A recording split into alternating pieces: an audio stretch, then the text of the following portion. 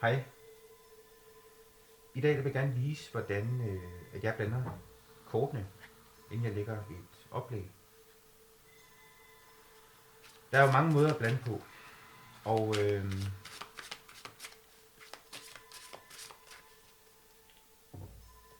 man kan læse i mange bøger, hvordan man skal læse kort.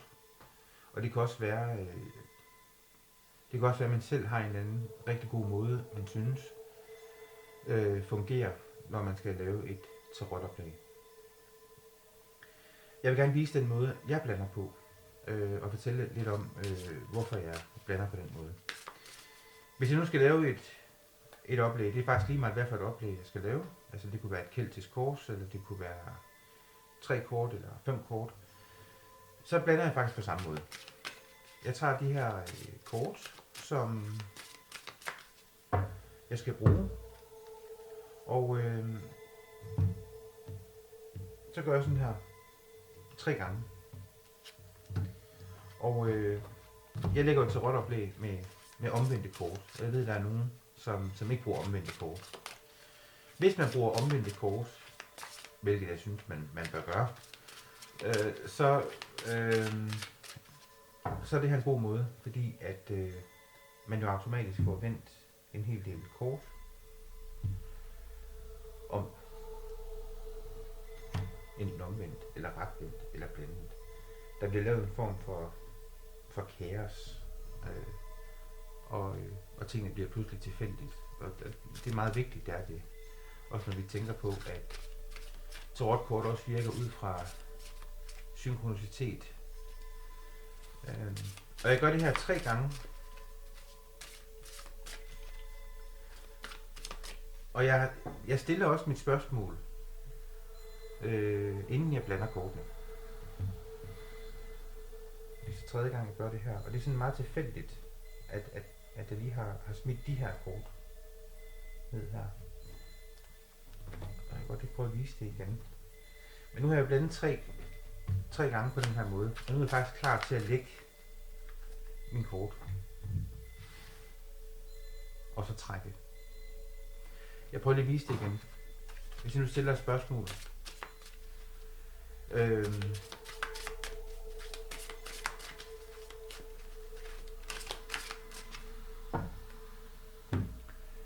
Lad os sige, at vi gerne vil vide, jeg skal på arbejde i morgen. Hvordan bliver min dag på job i morgen? Jeg vil gerne spørge tarotkortene med 3 kort. De her 3 kort vil jeg gerne spørge, hvordan bliver min dag på arbejde i morgen?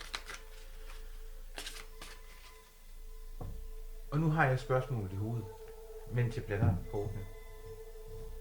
Og så tror jeg på, at det også har indflydelse på, hvordan det blander kortene, og hvor lang tid jeg gør det. Altså bare jeg gør det 3 gange, så jeg gør ikke så mange kort den her gang. Kortene er jo i forvejen i total kaos, selvfølgelig hvordan de ligger, men også om de er retvendte eller de er omvendte. Og mens jeg blander her, som jeg gør nu, det er også tilfældigt mange gange, jeg gør det. Det er, hvad jeg sådan føler for. Og når jeg føler, at jeg er klar, så gør jeg det her ritual igen. Jeg kan så bare nogle på den her nu. Og du er altså 3. gang, og nu er jeg så klar til at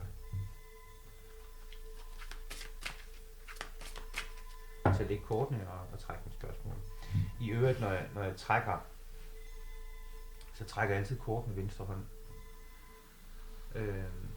Og det gør jeg selvfølgelig, fordi at man kan sige, det er den ubevidste. Den styres af højre hjernehalvdel, og højre hjernehalvdel er jo den ubevidste og den kreative og abstrakte. Og det tror jeg, det er godt at trække ud for det. Og når jeg siger højre, så er det fordi, det krydser. Højre hjernehalvdel er i venstre arm og omvendt. Det er den matematiske venstre hjernehalvdel, som så kan bruges, hvis man trækker med højre hånd. Jeg er sikker på, at hvis jeg trækker med højre hånd, så virker det her så virker tarot alligevel. Og hvis du er vant til at trække med højre hånd, så fortsæt med det. Hvis du har lyst. Jeg kan godt lide at trække med venstre hånd.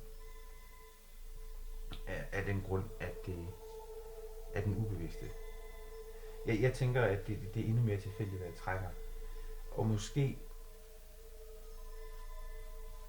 virker det bedre, fordi jeg trækker med venstre hånd. Hvem ved? Det har jeg en følelse af, at det gør. Fordi det er den ubevidste.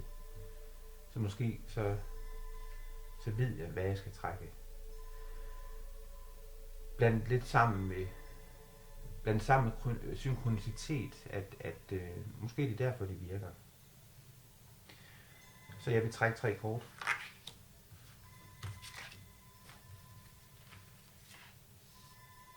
Hvis jeg nu lægger tarotkort for en, som sidder over for mig, så er kortene, de 3 kort her, set over fra min side. Så hvis der er et kort her, som det ligger omvendt, så ligger det jo retvendt for spørgeren, men det er det omvendte, der gælder. Det er set over for mig.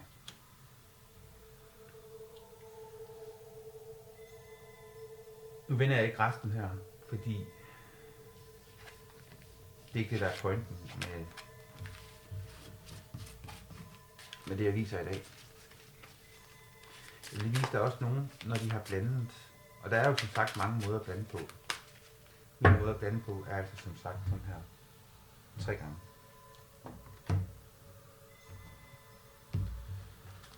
To gange mere.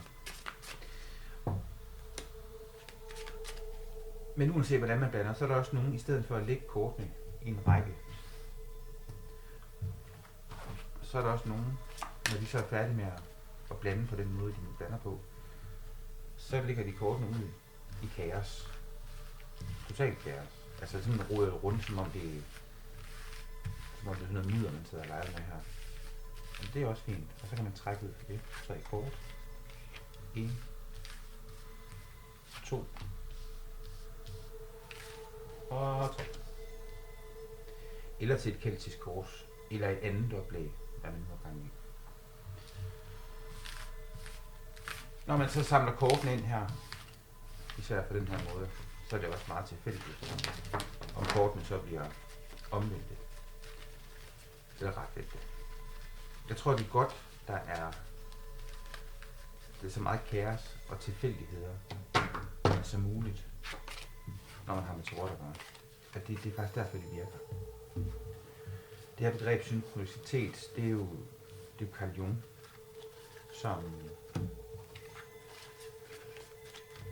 vi skal have fat i der for at dykke ned i. Hvad er det egentlig for noget synkronicitet? Og det er noget, man ikke rigtig ved, hvad er. Man kan konstatere, at det er, men ikke hvorfor det er. Spændende. Jeg tror, det er derfor, tarotkort virker. Den måde, jeg gemmer mine kort på, et eller andet stykke stof. Det her, det travler lidt. Skidt med det. Jeg tænker, kortene bare lige beskyttes så godt som muligt. Og så har jeg så en eller anden billig kasse ned med dem. Sådan. Låg på. Og så ligger de godt der til næste gang. Det er den måde, jeg gør det på. Der er mange måder at gøre det på. Det her med, at de skal ligge i noget bestemt. I f.eks. en trækasse. Og i silke. Eller hvad man nu ellers kan læse, tarotkortene kan. Jeg tror, det vigtigste det er, at kortene de er beskyttet så meget som muligt. Måske både fra energi og sådan, men måske bare det hele taget fra slid og fedtede fingre og støv. Så det er sådan så tilfældigt som muligt, hvordan kortene de kommer op, når man blander dem, og hvordan de ligger, og hvordan vi trækker dem. Så der er ikke nogen kort, der skiller sig ud, eller der kommer mærker på. Det tror jeg, det er vigtigst. En lille kort video for mig her i dag. Tak for nu.